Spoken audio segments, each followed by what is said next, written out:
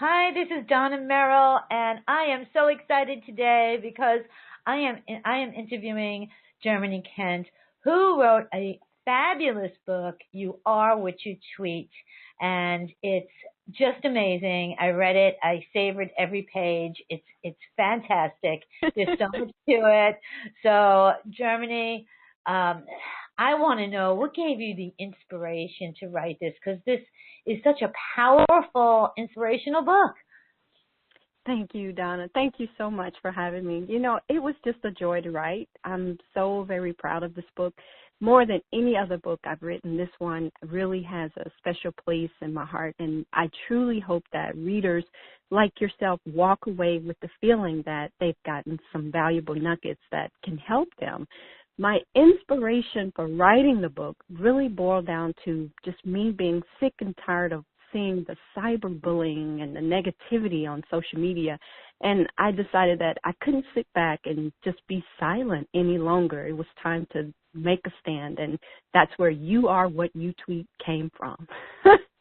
I love it. I love because in the book you have, and I especially love the checklist you have in the book because it's not only a book, that she's telling you what to do. There's checklists. There's things to follow. There's like activities to do that I've done myself, and I passed. I passed them all. Donna, thank you. Thank you so much for saying that, because I know I fought my team on that. They were like, oh, you don't need this. And I'm like, no, people's attention spans are short. So for me, I love to read, and I get bored easy. So the author has to bring something. They have to bring visuals. I really value those checklists, those bullet points, quotes, and other author recaps. And I believe that they allow us to be able to keep the attention going. As an author, you have to be able to keep people's attention no matter what. And I think that, just having a captivating title and the summary, those are key elements, but it all turns out to be a great book when you have something else that you bring so that when people leave the book, they leave with something. Exactly. And I felt like I was chatting with you. I felt like you were teaching me something. I was like, teacher and student, and I'm doing it, and I'm doing happy dances because like I passed. I don't do Donna, that. you're so encouraging. But I do have to do my profile a little better. So, I must admit that. My profile kind of stinks. I got to work on that a little more because, as you grow in business or in blogging, whatever you're doing, things happen and you just kind of take it for granted. So, You're right. You're right. You're absolutely right. And you're not the only one that, really thinks about what can I do with my profile. In fact, that's one of the most important questions that people ask me. How do I structure my profile in a way that it gets me noticed? And my answer to most people is just get to the point. Who are you? The more upfront you can be with your profile description about who you are, the more you'll be able to allow other people to find you. And on social media, that is crucial because you want to get connected with people who are like you. So it is your business card. It is. It is. And you can't put too much on it, and you can't put too little on it. So it's sort of like copywriting almost, and it's like it is. It's your online identity, but it should not be limited to something short like bold and beautiful. I've seen people put little short things. You don't want to do that. Neither should it be links to all your other social media profiles. You don't want to overwhelm people with just links. You want to spell out exactly what your interests are, your hobbies, your occupation. Those should be some of the things that are amongst who you are to introduce yourself to others in the social media community. It also makes it interesting to add your education, hashtags, even sports. And, I often tell people to stray away from religious and political preferences, but if you're not mixing business with pleasure, go ahead and put that on there because that will allow you to build an audience with the things that you're passionate about. That's one thing I always keep away from, politics. Religion a little bit. It's not smart, and especially with this last election, with the country divided, I would just really stay away from it at all costs. Yeah, there's too much cyberbullying. You're smart, Donna. You're a smart lady, so you know what works in business, girl. Yeah, it's like, nah, I'm just politics, and if I see things on my feed, I just like scroll away. It's smart. That's a smart thing. if I know that I have to do a little bit more on my profile, I think it's too, I don't know, it's like, this is what I do. And I didn't put in, this is what I like, and I have to add that, my dog, Change it up. my husband. Do it today. Look, Yeah. if not, make that your goal this week, that you're going to put some interesting stuff in there about Donna. Exactly, because people want to know that, But your Twitter profile, setting it up, that part of the book was so great because I know it helped me so much. Thank you. So, I'm a blogger, and I always tell my readers and clients that your number one job as a blogger is to improve people's lives. I mean, that's what we're here for. If you're an internet marketer, I don't care where you are, if you're a writer or whatever, your real main purpose is to improve people's lives. So my question to you is, how can I use Twitter to do that? Oh, wow, Donna, that is such a great question. I've had so many people to ask me that, and, there's a huge section, and you probably saw it in the book, that covers all of that, just being able to go on Twitter to educate, entertain, and evoke emotion.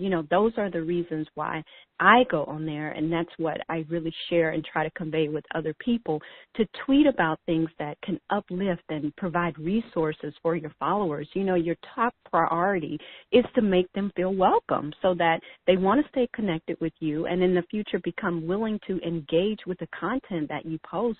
Also, I want to say this because it is so crucial. Don't just tweet links and headlines or only retweet others. If you really want to add value, you have to give your opinion and offer up a quote or a picture to support what you want to convey. Having a voice will ultimately help you to build your influence on social media. And I think as a blogger and as any professional, that's what you want to do. Another thing is Twitter can really humanize you in the eyes of followers. So make sure you write back, retweet, or inbox people when you have time to foster those human interactions. That's very important.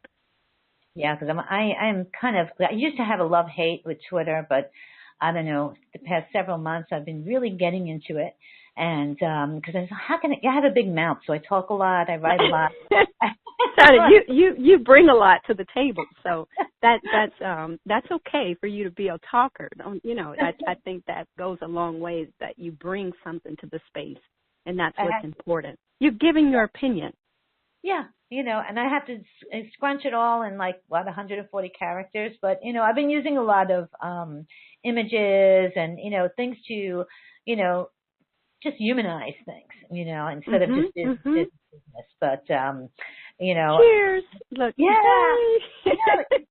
and you talk a lot about positivity, and it's really funny because my stepson sent me positivity bracelets for Hope Foundation for Christmas, and you put them on and you give 2 away, and you just kind of spread the positivity and I never heard of that word until Christmas, and then I read your book and I'm like, there's positivity again. The universe is speaking to me. So it's explaining with positivity and how we need that positive, we always have to write positive things to people. That's right. Donna, I have a personal quote for that, is be positive, stay happy, and don't let the negativity of the world get you down. When you go negative, you allow people to control your thoughts, your energy, your day, and basically your life. They are in control of your mindset. So you have to break away. Don't allow it. You have to resist the urge to respond to negative posts, especially on social media. You don't have to be involved in every conversation. Just keep going. And I think it really boils down to proper Twitter etiquette. You have to be concerned with the trolls, as people would say. I call them the tips and guidelines. And, that really is the elephant in the room. You are what you tweet is what we're talking about. And you cannot go negative on social media. You have to be very aware that you're building a brand, and that's your image, and you're going to be held to everything you attach your brand to on social media. And that rings true for any platform, whether it's LinkedIn, Facebook, YouTube, Snapchat, whatever. You're going to be judged on the content that you share with others in those open public forums. So depending on what you're hoping to get out of the service, whether it's networking, business growth, or self-development, these are just general rules on how you should behave online, and especially for those who are trying to balance the whole personal and business lives on Twitter. You have to be gracious, be social, be informal, and have fun. And ultimately, use your words to lift people up instead of tear them down, and never underestimate the power of a tweet. I like that. Never underestimate the power of a tweet. I like that one. You should put it on a little image thing and tweet it out. In the little fortune cookie, it should come out. But people they just take it for granted, and you can't never ever underestimate the power of a tweet. It's amazing because it's powerful, and it's all about etiquette. And in our society, I see the difference because I talk to the world, and I see the etiquette in other countries and how they say ma'am, and there's a lot of respect, and it's wonderful. And those are the people I hang out with, and I keep away from the negative ones. But that's why you're the way you are. We become like the people that we hang around, and so that's the same way people should approach who they connect with on the internet, because that's what's going into your spirit, and you have to be careful because it's really easy to get things into your spirit. It's a lot harder to get them out. Exactly, especially the negativity and all that. I mean, I get it right in my solar plexus, and I just scroll fast enough to get away from it. I won't let it. Good for you. You've got the right idea. I'm telling you, you're on track. I just got to fix my my stuff on Twitter, but I see that like the etiquette, and I've written about etiquette, and because a lot of people will. I mean, I've seen people that are bloggers and marketers, and they are great, they are wonderful, and then one time they'll come out with something negative, and it ruins their entire business. I mean, we see that don't we see that every day with children with scholarships? They lose their scholarships because they post something that's inappropriate.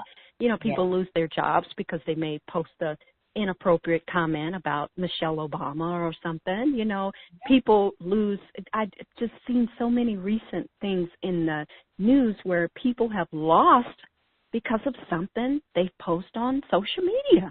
I'm just like, okay, you need to get my book. You need to learn that you just cannot tweet anything.